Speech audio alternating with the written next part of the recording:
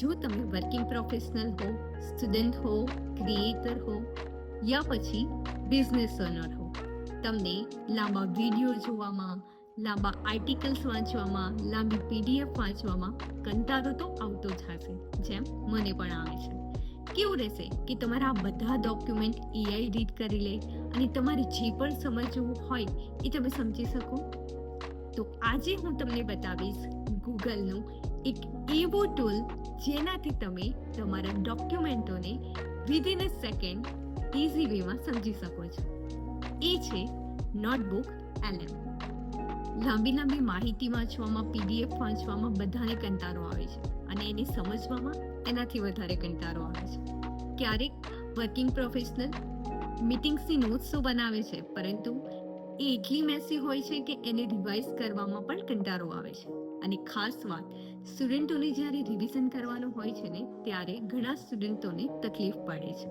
અહીંયા પ્રોબ્લેમ માહિતીની નથી, પરંતુ પ્રોબ્લેમ અન્ડરસ્ટેન્ડિંગની છે. નોટબુક LM એ કોઈ સિમ્પલ યા નોર્મલ AI ટૂલ નથી.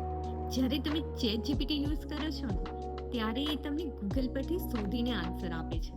પરંતુ જ્યારે તમે નોટબુક LM યુઝ કરી રહ્યા છો ને, ત્યારે તે તમને તમારા ડોક્યુમેન્ટમાંથી માહિતી આપે છે.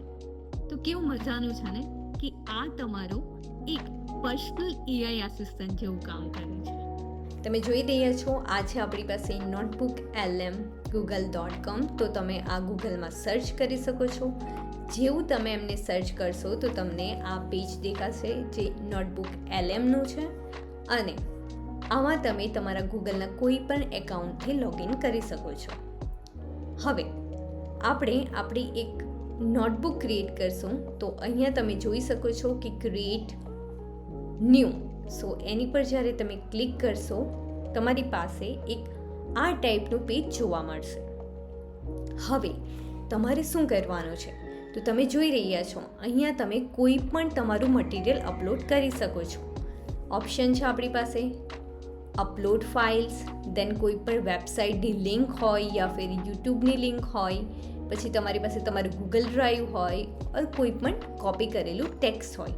તમે અહીંયા કોઈ પણ વસ્તુ અપલોડ કરી શકો છો અથવા પેસ્ટ કરી શકો છો. એ પછી PDF હોય, ઇમેજ હોય, ડોક્યુમેન્ટ હોય, ઓડિયો હોય, એનીથિંગ. સો હું અહીંયા મેથેમેટિકની PDF, જો તમે અહીંયા જોઈ શકો છો, આપણી પાસે છે અહીંયા મેથેમેટિકની એક PDF છે, રાઈટ? હવે જો જેવું તમે એ PDF અપલોડ કરશો તો એ લેફ્ટ સાઈડ તમે જોઈ શકો છો એ લોડ થઈ રહ્યું છે. લોડ થઈ રહ્યું છે મીન્સ હવે નોટબુક LM જે છે એ તમારી PDFને વાંચી રહ્યું છે, રીડ કરી રહ્યું છે. ઓકે, તો તમે જોઈ શકો છો લેફ્ટ સાઈડ નોટબુક LM આપણી આખી PDF વાંચી લીધી છે. ઓકે, તો જરૂરી નથી કે તમે ઓનલી PDF જ અપલોડ કરી શકો. તમે કોઈ ઇમેજ પણ અપલોડ કરી શકો છો. તમારી પાસે ડોક્યુમેન્ટ હોય તો ડોક્યુમેન્ટ પણ અપલોડ કરી શકો છો. કોઈ લિંક હોય યુટ્યુબની તો તમે એ પણ અપલોડ કરી શકો છો, રાઈટ? નાઉ હવે શું થશે કે નોટબુક LM આખી PDF રીડ કર્યા પછી તમને સમરી આપશે. તો તમે અહીંયા જોઈ શકો છો કે કઈ રીતે એણે આપણને શોર્ટ વેમાં એક સમરી આપી છે, અને આપણને કેટલાક સજેશનમાં ક્વેશ્ચન પણ આપ્યા છે કે કયા ક્વેશ્ચન આપણે એમને પૂછી શકીએ છીએ ફ્રોમ ધીસ ડોક્યુમેન્ટ. આ ડોક્યુમેન્ટમાં આપણને ખબર છે કે અલગ અલગ ટાઈપના મેથ્સના યુનિટ્સ અવેલેબલ છે, રાઈટ? તો અહીંયા તમે જોઈ શકો છો vote is a relationship between the vector fields and the potential function, અને બીજું છે what do you Laplace transform which is help solve the different type of function. તો એ આપણને કેટલાક ક્વેશ્ચનો જે આ ડોક્યુમેન્ટને રિલેટેડ હોય એ પણ સજેસ્ટ કરે છે. નાઉ મારે હવે જોઈએ છે એક સમરી પણ ઇન સિમ્પલ લેંગ્વેજ, કારણ કે આમાં મેથેમેટિકલ રીતે આપણને એણે સમજાવ્યું છે, પણ આઈ વોન્ટ દેટ એ મને એક સિમ્પલ લેંગ્વેજમાં એક્સપ્લેન કરે સમરીને, કે જેથી હું સમજી શકું. તો હું અહીંયા ટાઈપ કરીશ summarise this document in simple language. કારણ કે અહીંયા ઘણા બધા મેથેમેટિકલ વર્ડ્સ એમણે યુઝ કર્યા છે, પણ આપણને સમજાતું નથી, તો આપણને જોઈએ છે ઇન સિમ્પલ લેંગ્વેજ. તો ત્યારે તમે આમ લખી શકો છો કે summarise this document in simple language, right?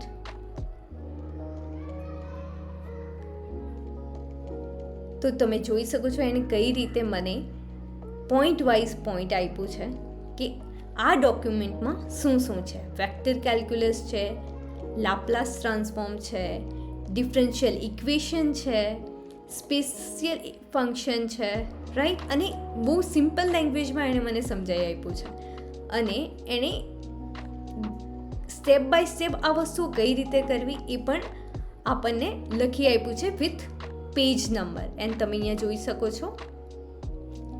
હવે ફોર એન એક્ઝામ્પલ, હું કોલેજમાં જ્યારે એન્ટર થાઉં છું ત્યારે મારી પાસે મેથ્સ આવે છે, પરંતુ 11-12ના મેથ્સમાં અને કોલેજના મેથ્સમાં ઘણો બધો ડિફરન્સ હોય છે, રાઈટ? તો મારે આ એઝ અ 12th સ્ટુડન્ટના રીતે સમજવું હોય તો હું કઈ રીતે સમજીશ? તો હું લખીશ explain this topic like 12th standard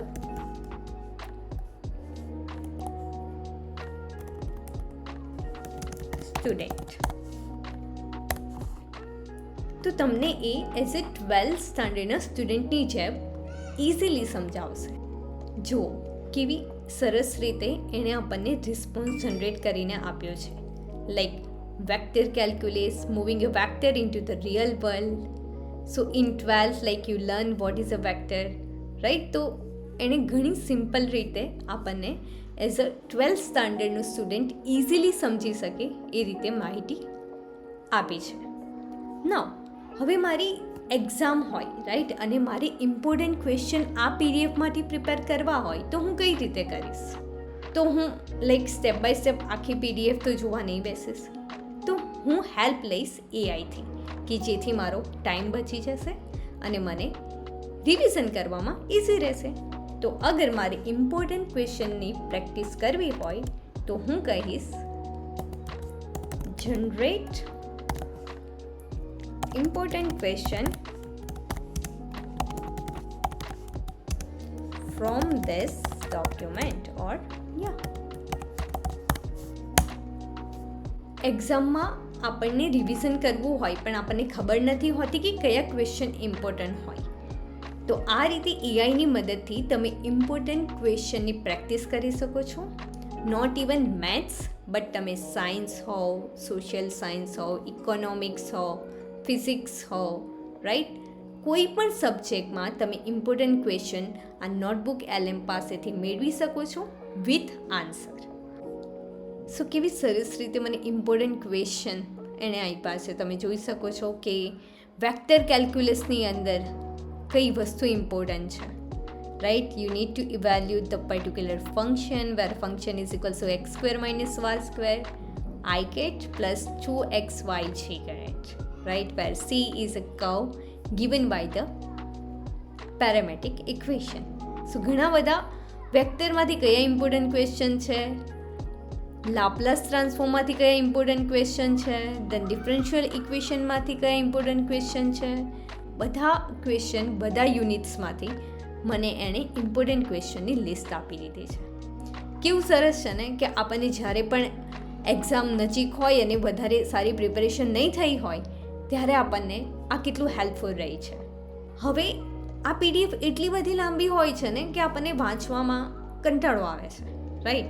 પરંતુ મારે કોઈ સ્પેસિફિક પેજને સમજવું હોય તો હું શું કરીશ? તો ફોર એન એક્ઝામ્પલ કે હું અહીંયા પ્રોમ્પ્ટ લખીશ એક્સપ્લેન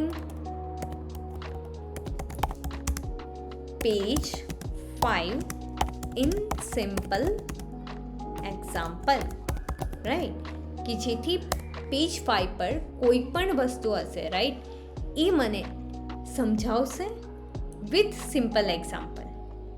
એ પેજ 5 પર કયો ટોપિક છે, લાઈક એક્ઝેક્ટ ડિફરન્શિયલ ફોર્મ છે, રાઈટ.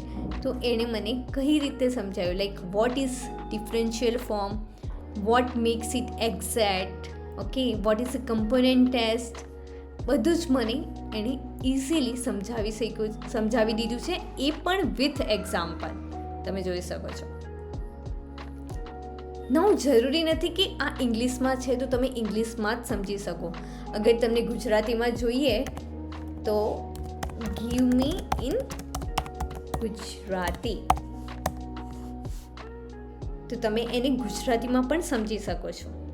આમાં લેંગ્વેજનું કોઈ પણ બેરિયર નથી, રાઈટ. ભલે તમે પીડીએફ ઇંગ્લિશમાં અપલોડ કરી હોય કે વિડીયો ઇંગ્લિશમાં હોય, પરંતુ જો તમે ગુજરાતી મીડિયમ સ્ટુડન્ટ હોય અને ગુજરાતીમાં તમારે સમજવું હોય તો એ પણ હવે બહુ જ ઇઝી છે. જો તમે જોઈ શકો છો કેવી રીતે શુદ્ધ ગુજરાતી ભાષામાં એણે આપણને બધી વિગતો આપી છે. સેમ એક્ઝામ્પલ આપણને સમજાવ્યું છે ગુજરાતીમાં. જો તમને એવું લાગતું હોય કે માત્ર ઇંગ્લિશમાં તે જ કામ કરે છે, ના, હવે ગુજરાતી, હિન્દી, કોઈ પણ લેંગ્વેજમાં તમે એને યુઝ કરી શકો છો. એટલા માટે હવે લેંગ્વેજનું કોઈ પણ ટાઈપનું બેરિયર રહેતું નથી. તો જો તમે અહીંયા કોઈ પણ ક્વેશ્ચન એને પૂછી શકો છો. આ જેટલા બી ઇમ્પોર્ટન્ટ ક્વેશ્ચન હતા એ મેં પૂછ્યા છે. તમને કોઈ બીજા ક્વેશ્ચન હોય એ પણ તમે પૂછી શકો છો, અને એઝ અ તમે આને એક તમારું પર્સનલ આસિસ્ટન્ટ બનાવી શકો છો. તો આ તો બસ ખાલી એક મેથ્સ સબ્જેક્ટનો છે, રાઈટ. એવા તમે સાયન્સ, ઇકોનોમિક્સ, ફિઝિક્સ, કેમિસ્ટ્રી બધા માટે અલગ અલગ નોટબુક બનાવી શકો છો, ઓકે. અને તમે એને સમજી શકો છો. અગર તમે સ્ટુડન્ટ હો તો તમે એને એમાંથી પ્રિપેરેશન કરી શકો છો, રિવિઝન કરી શકો છો. અગર તમે ટીચર હો તો તમે અહીંયાથી વર્કશીટ પ્રિપેર કરી શકો છો સ્ટુડન્ટ માટે, કઈ રીતે એ ટોપિક ઇઝીલી સમજાવી શકાય. તો એ બધી જ વસ્તુઓ તમને અહીંયાથી મળી રહી છે. તો નોટબુક LM બધા જ માટે બહુ જ યુઝફુલ છે. અગર તમે સ્ટુડન્ટ હો તો તમને રિવિઝન માટે, એક્ઝામની પ્રિપેરેશન માટે, ઇઝીલી કોઈ પણ ટોપિક સમજવા માટે એ ઘણું મદદરૂપ છે. અગર તમે વર્કિંગ પ્રોફેશનલ હો તો ક્લાયન્ટની મીટિંગની સમરી મેળવવા માટે, એને સમજવા માટે, કોઈ ફાઇલ કે કોઈ પોલિસી હોય તો એની સમરી કે એને ઇઝીલી વેમાં સમજવા માટે એ ઘણું મદદરૂપ છે. તો આ બધા જ લોકો માટે ઘણું મદદરૂપ છે, ઘણું યુઝફુલ છે. કેટલીક કોમન મિસ્ટેકો છે જે લોકો કરી રહ્યા છે કે એમને લાગે છે કે નોટબુક LM પ્રોપરલી કામ નથી કરી રહ્યું, તો તમારે એના માટે પ્રોપર ક્વેશ્ચન પૂછવા જોઈએ. કેટલાક લોકો પ્રોપર ક્વેશ્ચન પૂછતા નથી એટલે એમને એવું લાગે છે કે એ પ્રોપર વર્ક નથી કરતું. સેકન્ડ થિંગ, કોઈ પણ ડોક્યુમેન્ટ ઓર ઇમેજ જે તમે અપલોડ કરી રહ્યા છો એની ક્વોલિટી સારી હોવી જોઈએ. અને થર્ડ ક્વેશ્ચન કે તમારી નોટબુક LM ને સમજવાનું છે. મીન્સ નોટબુક LM એ જસ્ટ થિંકિંગ માટે નથી, પરંતુ અન્ડરસ્ટેન્ડિંગ માટે છે. અને એ યુઝ કરીને તમારે સ્માર્ટ બનવાનું છે અને કોપી પેસ્ટ નથી કરવાનું. હવે ફ્યુચરમાં એ લોકો સ્માર્ટ નહીં બનશે કે જે લોકો બધું યાદ રાખે છે, પરંતુ એ લોકો સ્માર્ટ બનશે કે જે AI સાથે કામ કરે છે, AIને પોતાનો પર્સનલ આસિસ્ટન્ટની જેમ યુઝ કરે છે, એને પોતાના ડેલી વર્ક્સમાં યુઝ કરે છે. તો અગર તમારી નોટબુક LM વિશે આગળ વધુ જાણવું હોય તો પ્લીઝ કમેન્ટ કરો, ઓર તમારે કંઈ પણ નવું જાણવાની ઈચ્છા હોય તો કમેન્ટમાં તમે મને જણાવી શકો છો. અને અગર તમારે જાણવું હોય કે નોટબુક LM મોબાઈલમાં કઈ રીતે યુઝ થાય છે તો હું એનો પણ વિડીયો બનાવીશ, પરંતુ કમેન્ટ કરો અગર તમારે નોટબુક LM ને મોબાઈલમાં કઈ રીતે યુઝ થાય એ જાણવું હોય તો.